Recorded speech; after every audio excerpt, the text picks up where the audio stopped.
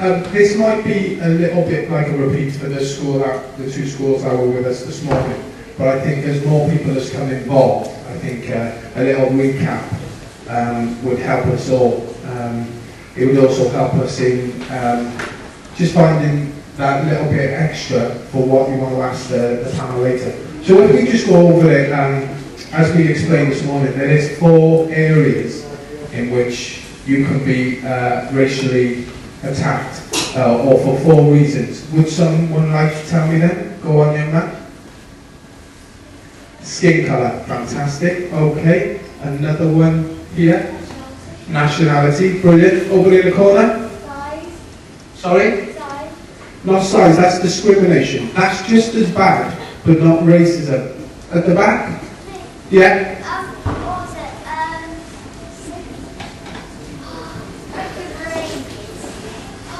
Okay, we'll move on slightly. Okay, yes, at the back? Religion, fantastic. And there's one other area.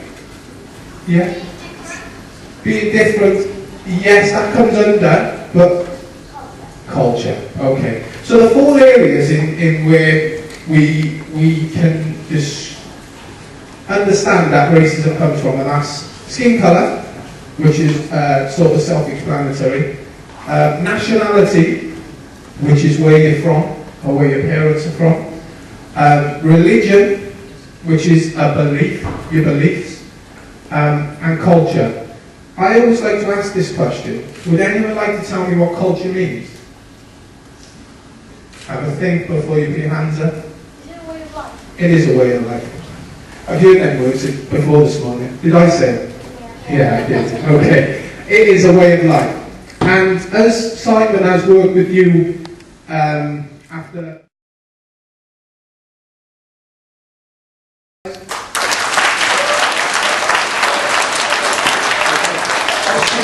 Special guest. Christian is the first person to join us on the panel. Okay, so give Christian a clap for coming on the panel. As Christian's brother is, he played for Cardiff City, Bristol City, Swindon, amongst others as well. We've got another ex-Cardiff City player here for us. I'd like to invite David Searle. First, please give him a round.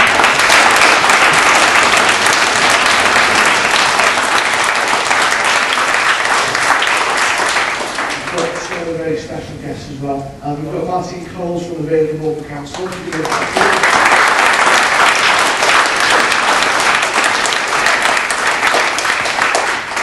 got Isaac Blake, who's a digital traveller who's got his own Romy Arts company. So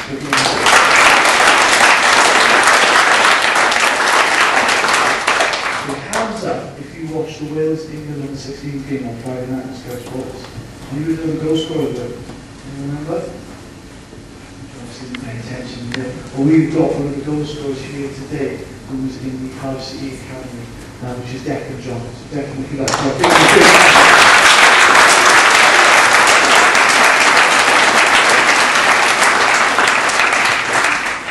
Okay, we're going to be joined by 2 more others, but they're just on their way, so they'll come onto the panel. But is he here?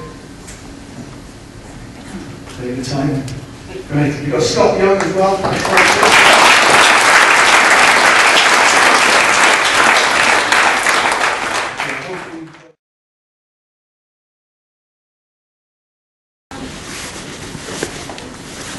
Hello.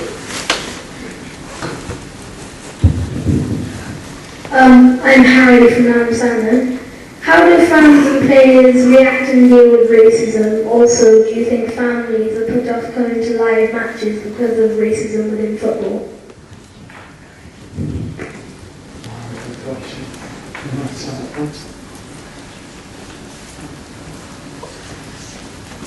That is a fantastic question. So, to answer, to go bit by bit, how long has racism been going on in football? I can't answer that, because it's been going on many, many years. And just to go on and skip a little bit of the question, but to answer the main part, do you think families are put off? Yes, I do. Yeah, because as a human being, nobody wants to hear things like that.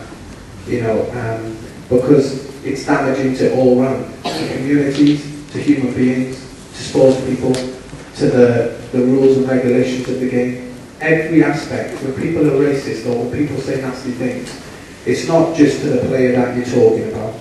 There's incidents in which if 3 people are in a room and 2 people are having a conversation and they say nasty words, and that third person who's no interest takes offence to it, that's being racist. Having said that, are they being racist because they're trying to be hurtful and nasty, or is it because they don't understand that they're being racist? And that is what we have to get at. And like I said earlier, people who say things don't understand what they're doing and how they're hurting people. And I think that is one reason that we need to kick racism out of football and out of communities, and we need everyone deserves the opportunity of an education so they know exactly what is the right way to speak and what is not. It's almost like a trend. You know, trends change, and the way we speak as human beings and the way we say words, that has to change. And there is no reason why it can't change. So, to be honest, that question is a beautiful question. I think families are put off, you know, but we have to do something about it as human beings to change that. Thank you. Okay, very last question. Last question. Hi, my name is Jenny from Scotland. How can you stop racism from going in school and outside school? How do you stop racism in school and outside of school? Come to the teacher. In school, what we've already spoken about is learning about different communities where you're from, really, and getting together. For example, in the library in Barry, there's an exhibition that children in year 7 year 6 have put together because they were fed up with the racism that was going to go on in their area. So what they've done, they've learned about people from different places and they've put together an exhibition for you guys. So, as I said, you are the first step, and speaking to your teacher, for example, when you do Christmas, you'll do Christmas at school, you won't have parties. Think about Christmas. For example, I don't know, if you've got a Polish family in school, talk to them, because it's really important to learn about the people in your community. Because when people understand about how people are different, it does help a lot. So talk to the people in your family even.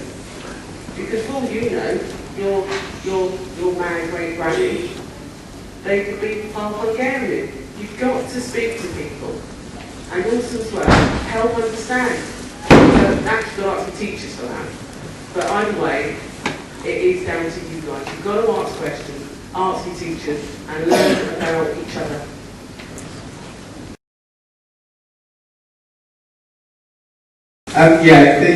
The questions, fantastic questions, really fantastic. But, you know, we've got to narrow it down. Paige from Gladstone, is that right? I hope I've got very right. Yeah.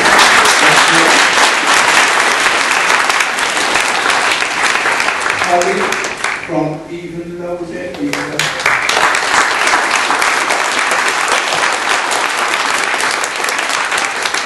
I'm sorry, I didn't get the school. Is it Gareth from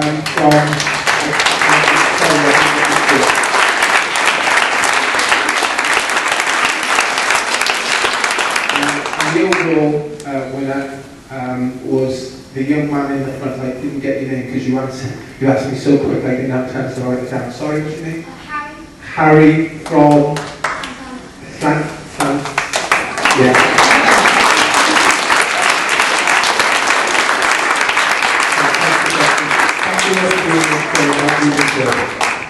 Okay guys, just one prize.